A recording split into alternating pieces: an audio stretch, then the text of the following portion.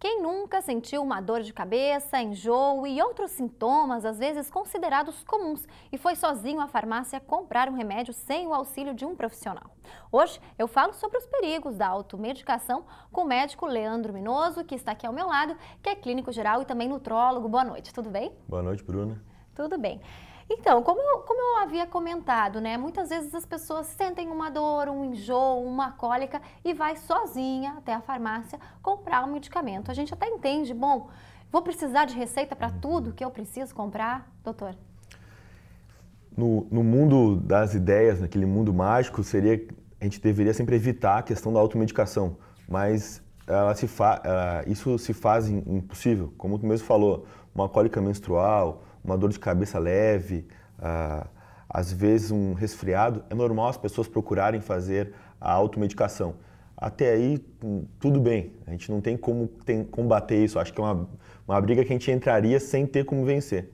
O grande problema é quando ela é feita de uma maneira errada, exagerada. Uma pesquisa interessante que eu vi para vir aqui hoje é que 30% das pessoas que se automedicam, elas por conta própria usam uma dose a mais da medicação, fazem como se fosse usam uma dose muito alta para ter o efeito logo da cura, daquele sintoma. Né? Achando que vai curar, né? O que é mais perigoso ainda em termos de automedicação. Bem, agora é importante também citar a questão do profissional que está na farmácia nos atendendo. Muitas vezes eles auxiliam, mas eles não eram especificamente da área, né?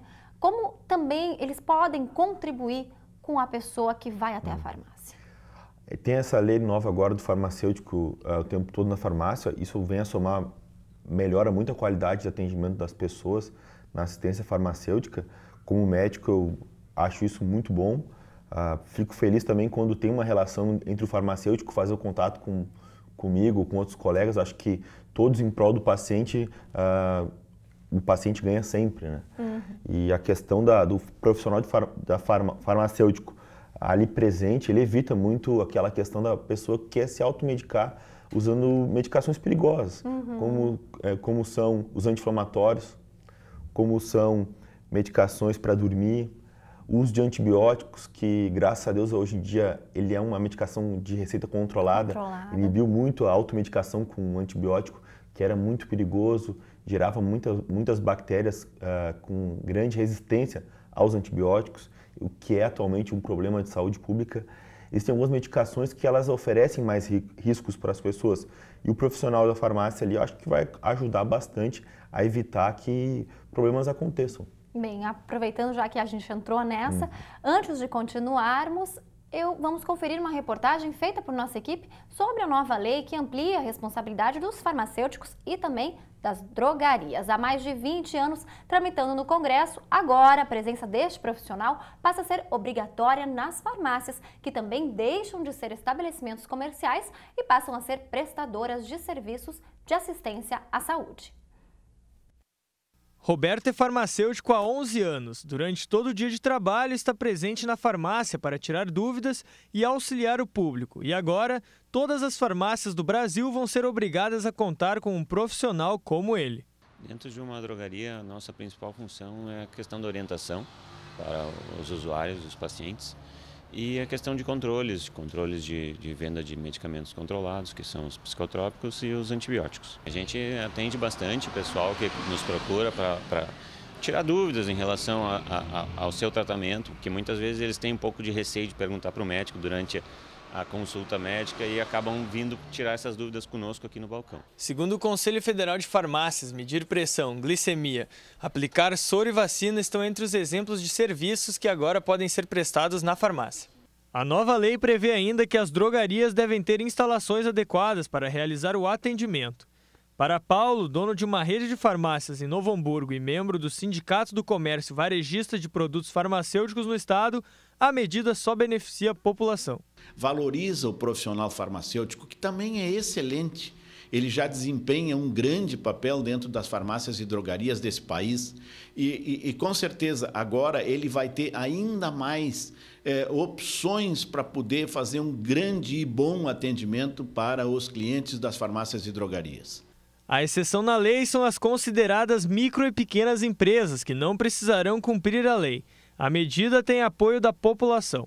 Se não tiver um especialista, né, o vendedor ele não entende de nada, né, de como procede, até mesmo no ler uma receita, né? Muitas vezes eles pegam e não sabem nem o que vão fazer com a receita, eles levam direto para um auxiliar ali que é o farmacêutico, né? Muitas vezes os atendentes vendem sem receita ou até prescrevem medicamentos para as pessoas e às vezes não é certo. Bem, tá aí então, a gente tem a opinião de quem vive essa realidade e também das pessoas que vão até a farmácia. Como você falaste, tá aí para contribuir conosco, né? A parte que antes não existia de pressão também, vai ser um benefício a mais para a população. Acredito que sim. Apesar de algumas polêmicas em relação a essa lei, elas existem, né? Inclusive os conselhos federais, Conselho Federal de Farmácia, o Conselho Federal de Medicina, eles estão tentando, acho, ajustar algumas arestas dessa legislação, mas ao meu ver é que pode sim a população ser beneficiada com um profissional presente no ato ali do atendimento farmacêutico. Bem, já voltando a falar, unindo a automedicação junto ao farmacêutico, ele também terá uma orientação maior e melhor, né, muitas vezes, para dar para as pessoas que vão aí, a população de uma maneira geral, que vai buscar algum medicamento sem não ter nada em mãos, né, doutor? Concordo, principalmente naquilo que eu tinha dito, de evitar a automedicação ou a venda, às vezes, sem um controle, sem algum conhecimento técnico, de medicações que causam efeitos adversos graves. Lembrando que só ano passado foram 60 mil internações no Brasil por intoxicações medicamentosas. Ou seja, é um problema de saúde sério. Eu que trabalho com idosos, eu vejo isso no meu dia a dia do consultório, pessoas que fazem automedicação, que acabam desenvolvendo sangramentos de estômago, problemas renais, inclusive quadros de esquecimento por uso de medicação indevida. Bem, agora você falando em idosos, a população que mais utiliza, que mais tem esse problema, digamos assim, são as pessoas mais idosas ou não? Os jovens também utilizam bastante disso, às vezes, não sei, para estudar, para emagrecer, ou enfim, são diversas as situações. Hoje em dia a automedicação permeia todas as faixas etárias, né? As mães acabam fazendo não automedicação, acabam medicando por vontade, por conta própria os seus filhos, e por aí vai, como falou dos adolescentes, cada vez mais comum o uso de estimulantes de concentração, que eles acham que vai melhorar a concentração, o que a gente sabe que não funciona, usar metilfenidato e outras substâncias assim para estudo, uso de anabolizantes, suplementos alimentares e diversos momentos da vida as pessoas estão procurando ajuda, inclusive medicações para disfunção erétil, jovens usam já para... Sem necessidade. E por aí vai. Acho que fica a importância de dar o recado para a população. Medicação é uma coisa séria, a gente deve sempre controlar, os efeitos adversos às vezes podem ser fatais e buscar a ajuda do profissional médico sempre quando tiver algum sintoma persistente para esclarecer. Eu até ia te dizer, né, nosso tempo está acabando, e você como um profissional nessa área já também tendo todo esse conhecimento e relato de pessoas que realmente passaram por isso também, o que você poderia dizer para a população, tanto os mais jovens que estão nos assistindo, quanto as pessoas mais velhas? A gente sabe que tem esse problema, bom, mas eu vou até ao médico para pegar uma receita simples. Agora, claro, vocês vão ter esse auxílio dos farmacêuticos, né, nos estabelecimentos.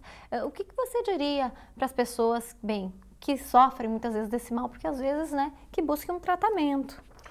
O recado, uma frase seria: não brinque com a sua própria saúde, né? Confie no profissional médico para fazer o diagnóstico, para ver se aquela dor de cabeça de repente não é algo mais grave.